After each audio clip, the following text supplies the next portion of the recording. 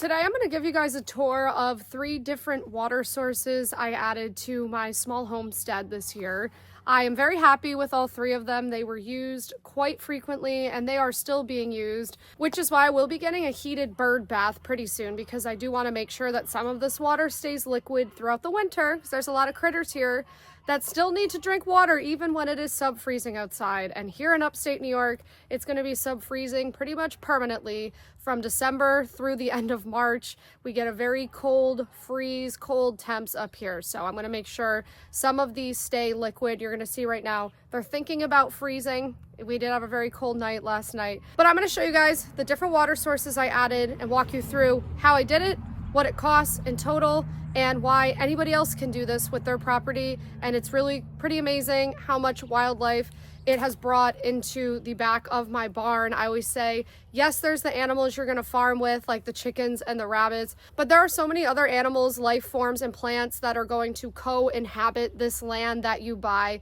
with you. And I just fully believe it's a more fulfilling life if you take care and steward the environment that is going to give so much back to you if you are thinking about small farming or homesteading or just living out in the country in 2026. The noises you are hearing right now are my chickens. They want their 18th snack of the day and it's not even noon yet. Okay, I'll feed you guys soon. We got spoiled animals here. That's how I like it. We're gonna kick things off with my Pollinator Waterer. I'm gonna explain to you guys how I made this a Pollinator Waterer, what makes it a waterer for pollinators, and how you can do the same thing. So as you can see in this video, this is just a regular fountain that I found on Facebook Marketplace. So for each one of these fountains I'm about to show you, I believe this one costs $80. I think it was $80 on Facebook Marketplace. That's pretty much the only cost that I sunk into this. And then I went ahead and filled it with rocks that I got at Home Depot.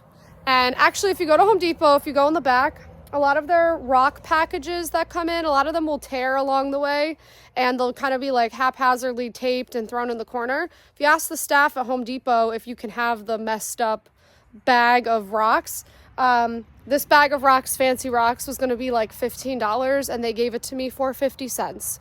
So if you just think to ask people for stuff, sometimes you're going to be amazed at the things that are going to benefit your homestead and cost you pretty much no money. This is starting to freeze right now. I'm probably going to let this one freeze. The birds aren't really using it right now. I'm going to show you what they are using. But in the summertime, let me tell you, the amount of bees and butterflies that were landing and drinking out of here was unbelievable. And the point of the rocks is for them to stick out of the water, because small pollinators cannot just go head first into a deep body of water. They will drown. So I'm telling you, the bumblebees, they would see this. They'd come in. Yes, it needs a little bit of a cleaning. I will have this all spruced up by the springtime, because this is mainly for bees and butterflies. But they would land, you know, right here. They'd sit and drink. It was one of the coolest things I've ever watched. And you would be surprised how much wildlife does need fresh water sources. I always thought like, oh, you know, the butterflies, the bees, the animals, they're fine. I'm in upstate New York. There's rivers and creeks everywhere. Let me tell you, everything needs water. It needs water more readily available than you would actually believe. So putting in something like this, as simple as this, just have it on a little concrete pad thing right here. I just threw down. I got that at Home Depot as well. This was meant to be, as you see, a plugged-in fountain somebody had by their pool. I don't have it plugged in because it's way out here in the middle of my garden. I don't really want cords running all the way to it. So like I said, paid about 80 bucks for the fountain itself. And let's say I paid $5 for the materials. So 85 bucks to set up this huge pollinator waterer that absolutely brought in pollinators that then pollinated all my plants for me. And I had a lot of prolific gardening and planting going on here, and I'm sure this helped by bringing them in with some fresh water. As you can see, when I bought this land, this was the plan all along, to make this a certified wildlife habitat, and providing fresh water is one of the things you have to do to call yourself a certified wildlife habitat, as well as a Monarch Waystation, and my land is both of those things. Coming over here, we have the bird bath. Oh my God, is this a highly used item? I try and keep it clean every day for these guys. Oh my gosh, the activity that goes on here. And it probably doesn't look that deep, but it's pretty deep.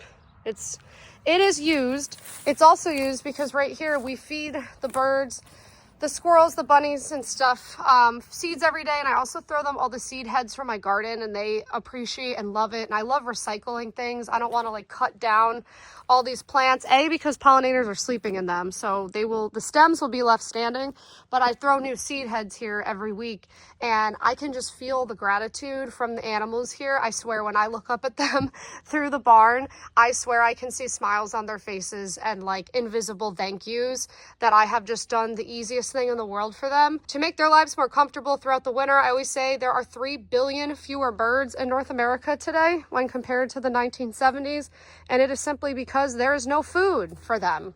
So food goes a long way. As you see this morning, this had frozen, so I switch it out every morning right now. Like I said, I am getting a heated bird bath is incoming. I can show you guys more about that if you're interested in it, because I do want to make sure that this stays warm throughout the winter. It is so used, not even for a bath, even just for drinking. It is so appreciated by the birds. So I'll have an update on the different heated things that I have coming for my little feathered friends that live in here. They're probably watching me right now, waiting for me to leave so that they can get back to their seeds and their bird bath. I got this bird bath from an antique store in Canajoharie, New York for exactly $100. I also have it on one of those concrete slabs, the same thing as over there. So I guess you could say the total cost here was about $110, and then that's it. I just fill it up with water from my spigot over there. So grand total for both of these two things put together, let's say, is $200, and you never have to do anything else to support all the pollinators and birds and squirrels and everything else that you are going to want happy and healthy at your homestead, especially if you're going to be growing food and counting on pollinators and scavengers and things to assist with your gardening. Yes, I am building a greenhouse, as you can see behind me. I'm building it alone. It's taking me a long time, but it's coming along, and I'm going to be doing other videos about the greenhouse specifically, so stay tuned for that.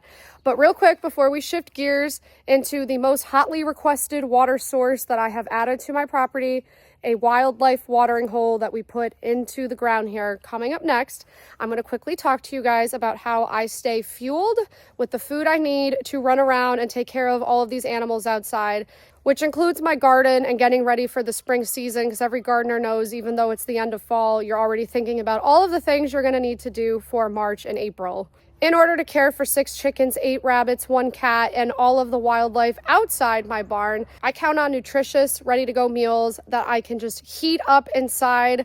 I'm working my way up to being a full trad wife, okay, where I'm making everything from scratch. But until then, you can't do everything, and I'm focusing on the development of my garden and the outside property here at my farm, which is why I rely on Factor. Factor allows me to maintain my routines. It allows me to feed everything that needs to be fed. It allows me to pay attention to what's happening outside my barn so that I can keep my body nourished and I have the energy I need to make it throughout all of my homesteading chores for the day. Since I have a lot of physical duties at the farm every day, it is definitely important to me to have ready-made, healthy, nutritious, balanced meals, and having it delivered right to my barn doorstep absolutely helps me spend more time developing my homestead and less time worrying.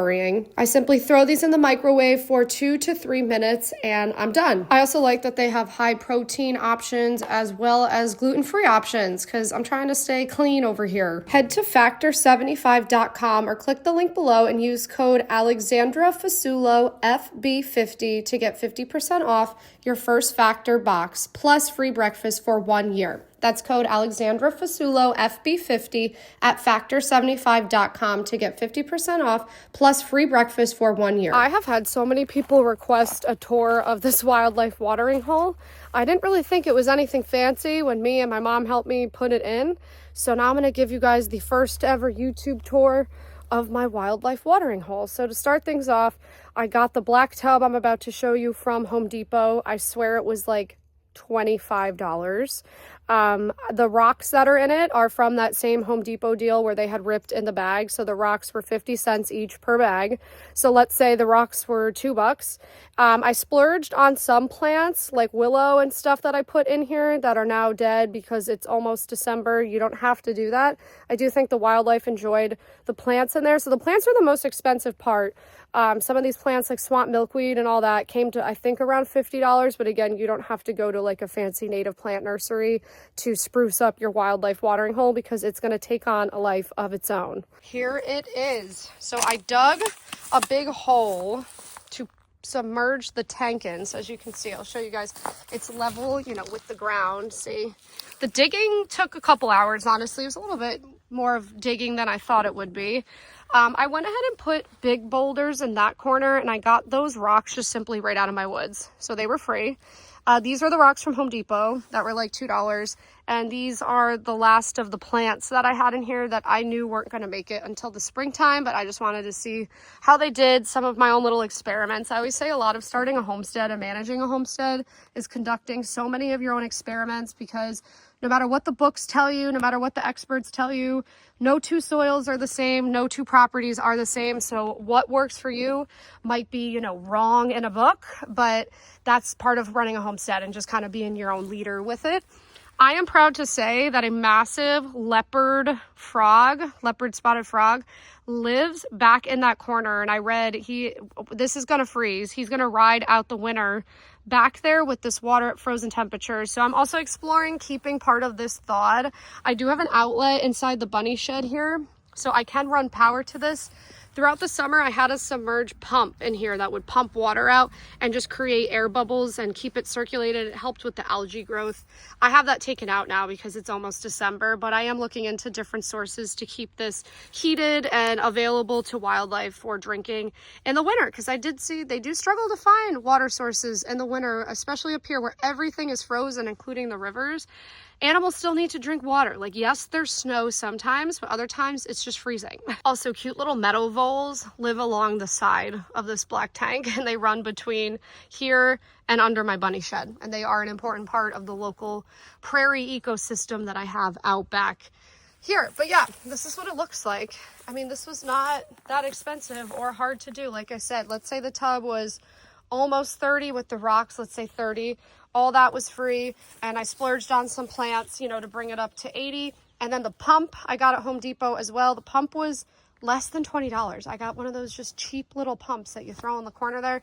So this one comes to around $100 as well. That brings my grand total to around roughly $300 I spent on installing these 3 different sources of water for wildlife at my property. They have done exactly what I thought they would do and more. It has, like I said, brought in every type of wildlife. That's what I want in here.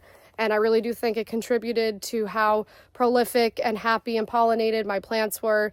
I really do think if you invest, you know, in the lesser seen parts of ecosystems, like for meadow voles or for insects, bees, butterflies, all of that little tiny birds that nobody pays any attention to, I really believe if you can repair the base of an ecosystem, it ripples upwards to create a harmonious, ecologically beneficial habitat that you have the honor of being a part. I feel grateful to be a part of it. I talk to nature, I talk to these animals. I really think all of that does matter. I think we've gotten so far away from feeling that connected to nature. I don't think it's done anything good for people in a mental health type of way. So if you're watching this, if you have no plan of starting a homestead, that's fine. Go on a hike today, though. Pay attention to the smaller parts of the ecosystems. Pay attention to where fresh water is. You might be surprised. There's not as much available as you think. So I think investing in these watering holes, A, brings you joy, B, brings nature joy, C, repairs ecosystems, D is going to result in more prolific gardening and farming for you, which is the ultimate goal. It's going to feed your family in the future, and there's going to be surplus you can sell at a farm stand or a farmer's market to just start generating income off of your homestead. Or if you don't want to eat it, you can feed it to the animals that you're farming at your homestead instead. If you're going to farm animals, I always say just be kind to them. Thank God for giving them to you. I have a problem with how animals are treated in our mass animal farming production type of systems today. And I think the answer to everything, including stewarding and saving the environment, is more small homesteaders, small farmers, people working just an acre or two and doing right by it. With that, I have more homesteading content coming your way, as well as year-end wrap-up 2026 guides to buying land, investing in raw land, First things I would do on a homestead, first things I wouldn't do on a homestead. I'm going to be breaking it all down here. I started this process in 2023. Can't believe it's almost 2026. And along the way, I've started paying attention to the solar and wind complexes that are starting to snatch up our best farmland and our best habitat. So I'm also reporting on that here too. You can expect both me getting pissed at solar corporations and telling everyday people how to buy this land, because I really do believe it's a better future if you guys do what I'm doing here instead of us sitting back and allowing foreign corporations to come in and pillage the best resources that our country has to offer. So with that, be back soon. Bye.